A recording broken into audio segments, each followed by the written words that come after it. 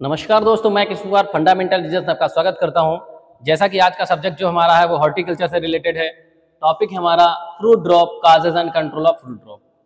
फलों का झड़ना जो कि हमारे किसानों के लिए बहुत बड़ी समस्या होती है कि जैसे ही बियरिंग होती है, बौर आता है, उसके कुछ समय के बाद ही क्या होता है, जैसे छोटी छोटी बटन्स बनने लगती हैं, छोटा छोटा फल बनने लगता है और कुछ समय के बाद हमें देखने को मिलता है बहुत सारा फल हमारा झड़ जाता है। तो ये फल झड़ता क्यों है, क्या इसका कारण है, कितने समय पर ये झड़ता है और इसका निवारण क्या है, आइए हम जानते हैं।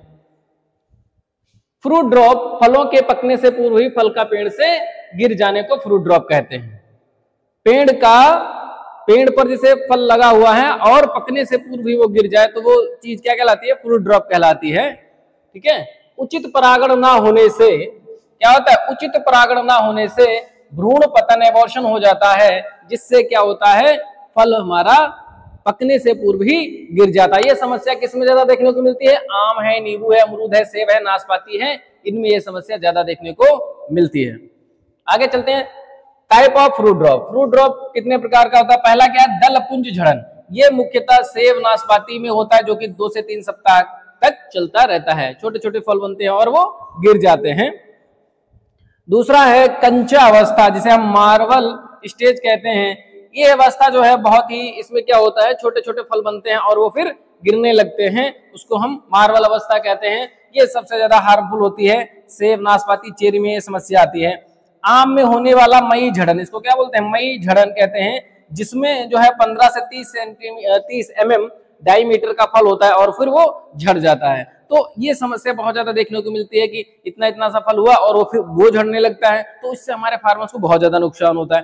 ठीक है कि नहीं? तो आइए जानते हैं कौन कौन से कारण होते हैं फ्रूट ड्रॉप के। तो पहला क्या है, status of PGR, plant growth regulator, जो हमारे पौधे में होते हैं उनकी क्या स्थिति होती है, उनका स्तर क्या होता है, जिसके कारण क्या होता है, फल झड़ने लगते हैं। तो सबसे पहला होता है ऑक्सिन। तो ऑक्सिन एक ऐसा जो है प्लांट ग्रोथ रेगुलेटर है जो कि फल के झड़ने का मुख्य कारण होता है। अगर हमारे पौधे में ऑक्सिन की कमी है तो उस दशा में क्या होगा, फ्रूट ड्रॉप हमारा होना शुरू हो जाएगा। दूसरी चीज क्या, परागण की कमी है। अगर परागण की कमी हो रही है तो वहां पर फिर ऑक्सिन की आपूर्ति रुक जाती है। परागण कम होगा, पॉलिनेशन अच्छा नहीं होगा, तो उस दशा में क्या होगा, ऑक्सिन की जो सप्लाई होनी थी वो सप्लाई पूरी नहीं हो पाएगी और फल झड़ने लगता है। दूसरा क्या होता है, न्यूट्रिशनल स्टेटस।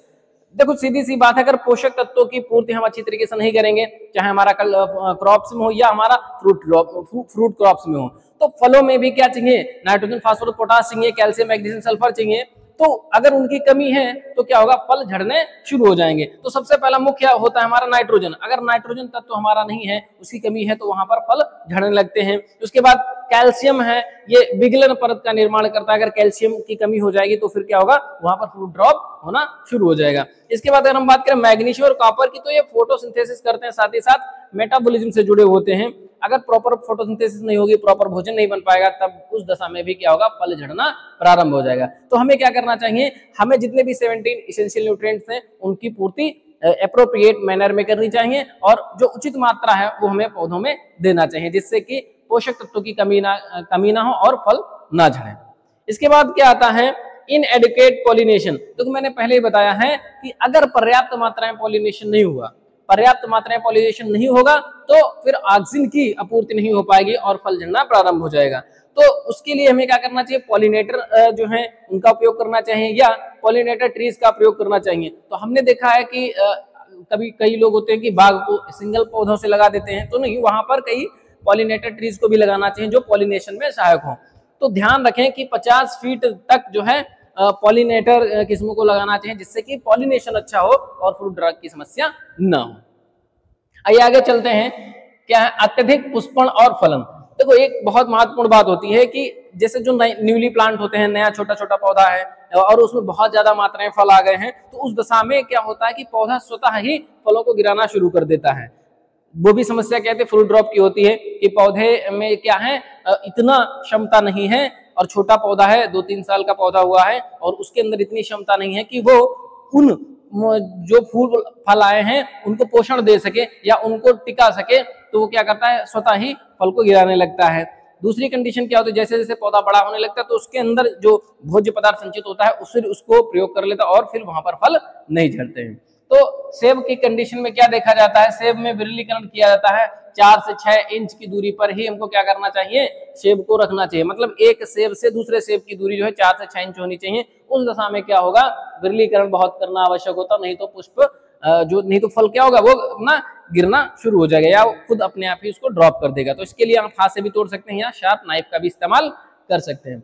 इसके बाद कुछ फ्लोरल फैक्टर्स होते हैं, फूलों के कारण भी क्या होता है, बहुत अधिक छोटा फूल है या बहुत बड़ा फूल है तो उस दशा में क्या होगा, हमारे फल गिर जाएंगे। भिन्न भिन्न परिपक्वता होती है, भिन्न वर्तिकाग्रता, असंगतता होती है, मेल स्टेरिलिटी होती है, फूलों के प्रकार है, नर है, मादा है, उभयलिंगी है, ठीक है, भ्रूण का पतन है या अपर्याप्त पॉलिनेशन है, या प्रोटेंड्री हो सकती है, जो एंड्रोसिम उसका पहले परिपक्व हो गया, ठीक है, प्रोटोगाइनी हो सकती है। तो ये सब समस्या है, इनफर्टिलिटी हो सकती है। इस समस्या के चलते क्या होता है, फ्रूट ड्रॉप होता है। अगला कारण आता है मौसम का। देखो मौसम एक मुख्य समस्या होती है, जब इन कारणों से बच जाएं तो फिर एक मौसम मुख्य रूप से हमारी फ्रूट ड्रॉप का कारण होता है। हिमपात हो गया, ओला हो गया, पाला हो गया, तापमान, बहुत अधिक तापमान हो रहा है तो उस दशा में भी फल झड़ने लगता है, बहुत तेज हवाएं चल रही, उस दशा में भी फल हमारा झड़ने लगता है। तो ये हमारे क्या हो गए, मौसम संबंधी कारक हो गए जो फलों के झड़ने में महत्वपूर्ण भूमिका निभाते हैं। इसके बाद कीट और बीमारियां। तो कीट और बीमारियां जब लगती हैं तो उस दशा में क्या होता है, फलों में कमी होने लगती है पोषण की और फल हमारे गिरने लगते हैं, चाहे वो चूसने वाले हों या काटने वाले हों, वो फलों को गिराने में महत्वपूर्ण भूमिका निभाते हैं और उससे हमारे फ्रूट ड्रॉप में भारी जो है बढ़ोतरी होती है और भारी मात्रा में फूल जो हमारा फल होता है वो गिर जाता है, ठीक है कि नहीं। इसके बाद हम बात करते हैं निवारण की, कौन कौन से उपाय हमें करने चाहिए फ्रूट ड्रॉप को रोकने के लिए। तो सबसे पहला क्या है, फल विरलन। देखिए बहुत अधिक मात्रा में अगर फल हैं तो उनको हमें क्या करना चाहिए, तोड़ देना चाहिए, उसकी थिनिंग कर देनी चाहिए, अप्रोप्रिएट या हमें इष्टतम संख्या ही रखनी चाहिए जो हमें फल लेने हैं, ठीक है। जैसा कि हमने बताया सेब में 4 से 6 इंच की दूरी पर सेब होने चाहिए, तो ये जो दूरी है उसको मेंटेन कर लेना चाहिए। ज्यादा मात्रा में फल है तो उनको कुछ को गिरा देना चाहिए। दूसरा क्या है, नियमित काट छांट। देखो अगर आप पौधे को प्रॉपर तरीके से ट्रेन कर रहे हैं, प्रॉपर सनलाइट पौधे को मिल रही है, फोटोसिंथेसिस अच्छा हो रहा है, ठीक है, तो उस दशा में क्या होगा, बढ़िया कैनोपी डेवलप होगी। और अगर प्रॉपर काट छांट नहीं करेंगे तो प्रॉपर सनलाइट सभी पौधों के सभी फलों पर नहीं पहुंच पाएगी, तो भोजन ना बना पाने के कारण भी फल गिर जाते हैं। तो प्रॉपर काट छांट करते रहें जिससे कि प्रॉपर सनलाइट जो है हमारे पौधों पर पड़ती रहे। दूसरा क्या है, पोषक तत्वों की पूर्ति। तो नो डाउट 17 पोषक तत्व आवश्यक होते हैं, तो उनकी जो है बैलेंस फॉर्म में आपको पूर्ति करनी है, चाहे वो आप ऑर्गेनिक तरीके से करें या इनऑर्गेनिक तरीके से, फर्टिलाइजर से करें या फिर मेन्योर से करें, आप उनका उपयोग करके पोषक तत्व की पूर्ति जरूर करें।